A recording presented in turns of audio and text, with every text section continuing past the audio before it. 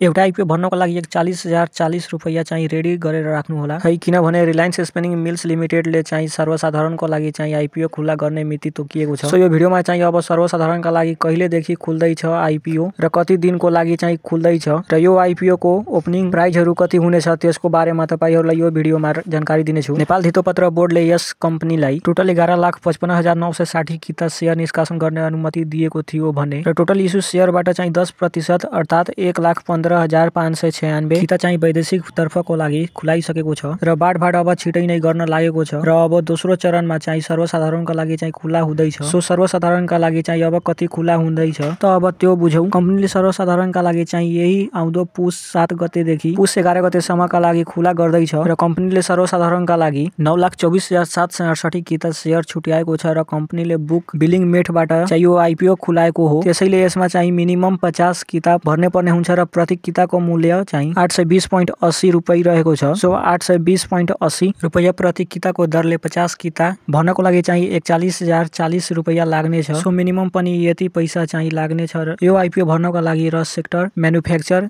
And प्रोसेसिङमा पर्छ र यसको लागि इस्यु म्यानेजर चाहिँ ग्लोबल आइएमई क्यापिटललाई राखेको छ र यस कम्पनीको शेयर नेप्सेमा पनि लिस्टेड भइसकेपछि यसको पहिलो ओपनिङ प्राइस रेन्ज भनेको चाहिँ 242.5 देखि लिएर 726.15 प्रति किताको दरले चाहिँ यसको ओपनिङ हुनेछ। यो रेन्जमा चाहिँ ओपनिङ हुनेछ, यो भन्दा तल पनि हुँदैन माथि पनि हुँदैन। प्राइस जस्तो आइपिओ को चाहिँ ओपनिङ भनेको हाई रेन्जबाट हुने गर्छ, त्यसैले यसको पनि 726 तिर ओपनिङ हुनेछ र हामीले भर्दाखेरि चाहिँ कम्तीमा भरेको छौ त 820.80 रुपैयाँले भरेका छौ। त्यसैले सुरुमा पहिलो कारोबार नै ओपनिङ हुँदाखेरि नै प्रति कितामा 94.65 रुपैयाँ चाहिँ हामीलाई घाटा हुनेछ र जम्मा 50 किताको दरले गर्दाखेरि 4,700 जति चाहिँ ओपनिङ हुँदाखेरि नै हामीलाई चाहिँ घाटा हुनेछ। तर आइपिओ ओपनिङ भएर कारोबार भएकै पछि त त्यसपछि बढ्न थाल्ने नै छ होला। अब बढ्छ बढ्दैन त्यो त्यति बेला नै थाहा हुनेछ। तर आइपिओहरूको कारोबारमा आएपछि पहिलो केही दिन चाहिँ भने सर्किटहरू लाग्दै पोजिटिभ सर्किट लाग्दै माथि प्राइस बढ्दै जाने नै गरेको देखिन्छ र यो आइपिओ पनि त्यसरी नै बढ्यो भने चाहिँ राम्रै फाइदा दिन्छ र यो आइपिओ सबैजनालाई 50-50 किताले बाँडफाँड गर्दाखेरि 18,495 जनालाई मात्र यो आइपिओ चाहिँ पर्ने छ। सो पुस 7 गतेदेखि चाहिँ यो आइपिओ खुल्दैछ। के तपाईहरु चाहिँ यो आइपिओ भर्नका लागि रेडी हुनुहुन्छ त कमेन्ट गर्नुहोला र यस्तै खाले आइपिओ सम्बन्धित शेयर मार्केट सम्बन्धी भिडियोहरू अपडेटहरू हेर्नको लागि चाहिँ टेक्निकल लाइक्सलाई फलो सब्स्क्राइब गर्दै गर्नुहोला र अरू साथीलाई पनि शेयर गरिदिनुहोला।